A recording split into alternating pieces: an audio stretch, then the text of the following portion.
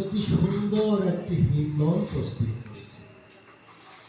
মণিময় রত্ন খচিত অতি সুন্দর একটি হিন্দল বানিয়েছে।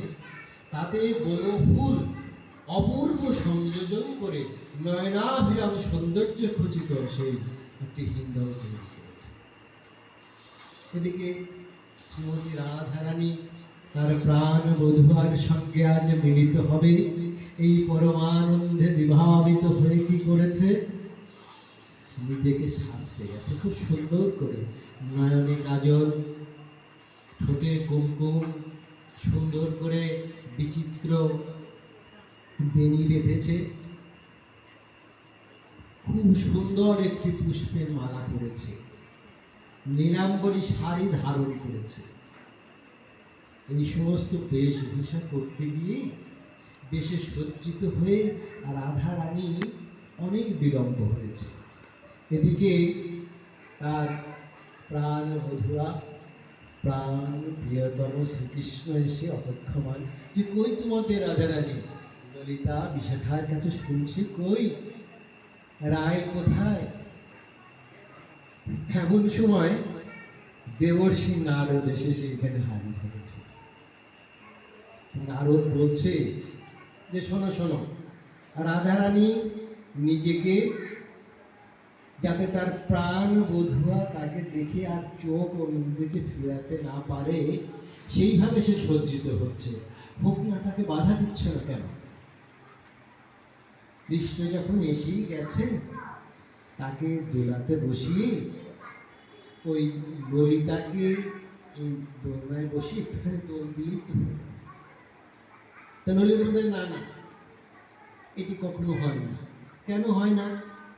কারণ সখীবৃন্দ রাধা কৃষ্ণের মিলন ঘটিয়ে যে আনন্দ পায়, নিজে নিজে কৃষ্ণের সঙ্গে মিলিত হয়ে সেই আনন্দ লাভ করেন। তো সবাই তো আনন্দের প্রিয়াসী, সর্বাধি সেই আনন্দ যাতে আস্বাদন করা যায় তার জন্য সখীগণ সর্বদাই সচেষ্ট। এখানে সখীর স্বভাব হয় অকথ্য কথন, কৃষ্ণ সনে নিজ লীলায় নহে তার মন। কৃষ্ণ সহ রাধা রানীর লীলা যে করায়, নিজ ক্রিয়া হইতে তারা কোটি সুখ পায়। কি বলছে চৈতন্য চরিতামৃত? বলছে যে শ্রীমতী রাধারানীকে কৃষ্ণের সঙ্গে মিলিত করে যে অপ্রাকৃত লীলারসের উদ্ভব হয়, সেটা আস্বাদন করে তারা কোটি কোটি গুণ সুখ পায়। কিন্তু নিজেরা যদি কৃষ্ণ সঙ্গে সেই বিলাস করেন, এত সুখ তারা আস্বাদন করতে পারেন। তাই বলছে যে কৃষ্ণ সহ রাধা রানীর লীলা যে করায়, নিজ কেলি হইতে তারা কোটি সুখ পায়। তারা নিজে যদি ক্রিয়া করে এত সুখ হয়।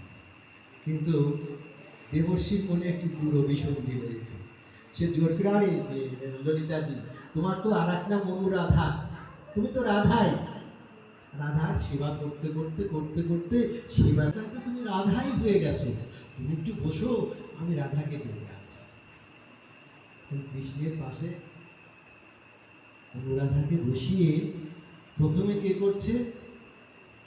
সেই দেবর্ষি প্রথমে দোলায়মান করছে, দোলায় দোলাচ্ছে। শাস্ত্র বলছে, দোলে চ দোল গোবিন্দ, চাপে চ মধুসূদন, রথে চ বামনং দৃষ্টা পুনর্জন্ম ন বিদ্যতে। অর্থাৎ গোবিন্দকে যে দোলায় দৃশ্যমান অর্থাৎ আস্বাদন করে, চাপে চ মধুসূদন অর্থাৎ অতিশয় দাবদাহে